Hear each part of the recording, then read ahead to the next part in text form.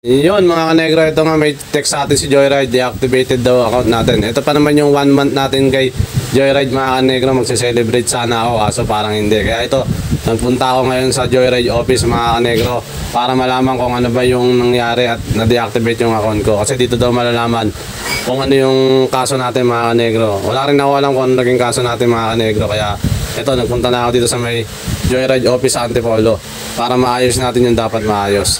Tapos yun nga mga kanegro, dito na nga tayo sa Joyride office. Inaantay na lang natin kung ano yung sasabihin sa atin. At ipapakita dito kung ano yung violation natin. Ito pala yung naging violation natin kay Joyride mga kanegro, uniform. Kasi pinakita sa atin yung picture mga kanegro. Yun nga, ginukuha ni Joyride yung uniform na yun. Kaya ito mga kanegro, pinalalamog ko yung dalawang uniform. Kasi kailangan daw natin i-surrender yan. After nga natin na-surrender yung uniform mga kanegro, ito na nga, ayos na nga yung natin. Na-reactivate na ulit yung account natin mga kanegro, makakabiyahin na tayo.